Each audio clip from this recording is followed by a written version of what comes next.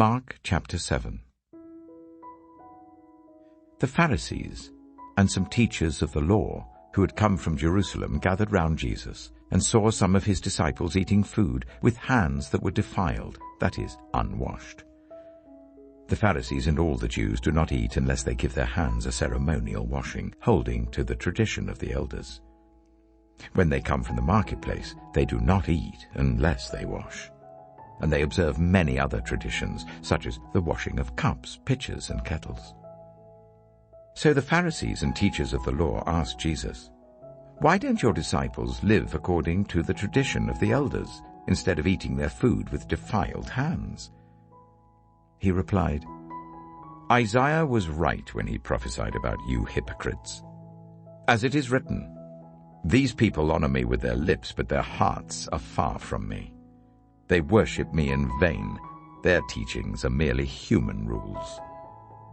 You have let go of the commands of God and are holding on to human traditions." And he continued, "You have a fine way of setting aside the commands of God in order to observe your own traditions. For Moses said, 'Honor your father and mother,' and anyone who curses their father or mother is to be put to death. But you say that if anyone declares that what might have been used to help their father or mother is korban, that is, devoted to God, then you no longer let them do anything for their father or mother. Thus you nullify the word of God by your tradition that you have handed down, and you do many things like that." Again Jesus called the crowd to him and said, "Listen to me, everyone, and understand this. Nothing outside a person can defile them by going into them. Rather, it is what comes out of a person that defiles them." After he had left the crowd and entered the house, his disciples asked him about this parable. "Are you so dull?" he asked. "Don't you see that nothing that enters a person from the outside can defile them? For it doesn't go into their heart, but into their stomach, and then out of the body." In saying this, Jesus declared all foods clean. He went on, "What comes out of a person is what defiles them. For it is from within, out of a person's heart, that evil thoughts come: sexual immorality, theft, murder, adultery, greed, malice, deceit, lewdness, envy, slander, arrogance, and folly. All these evils come from inside and defile a person." Jesus left that place and went to the vicinity of Tyre. He entered a house and did not want anyone to know it. Yet he couldn't keep his presence secret. In fact, as soon as she heard about him, a woman whose little daughter was possessed by an impure spirit came and fell at his feet.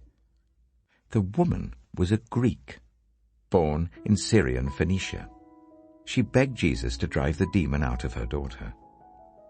"First, let the children eat all they want," he told her, "for it is not right to take the children's bread and toss it to the dogs." "Lord," she replied, "even the dogs under the table eat the children's crumbs." Then he told her, "For such a reply you may go. The demon has left your daughter." She went home and found her child lying on the bed and the demon gone. Then Jesus left the vicinity of Tyre and went through Sidon down to the Sea of Galilee and into the region of the Decapolis. There some people brought to him a man who was deaf and could hardly talk, and they begged Jesus to place his hand on him. After he took him aside away from the crowd, Jesus put his fingers into the man's ears. Then he spat and touched the man's tongue. He looked up to heaven and with a deep sigh said to him, "Ephphatha," which means "be opened." At this, the man's ears were opened, his tongue was loosed, and he began to speak plainly. Jesus commanded them not to tell anyone, but the more he did so, the more they kept talking about it. People were overwhelmed with amazement. "He has done everything well," they said. "He even makes the deaf hear and the mute speak."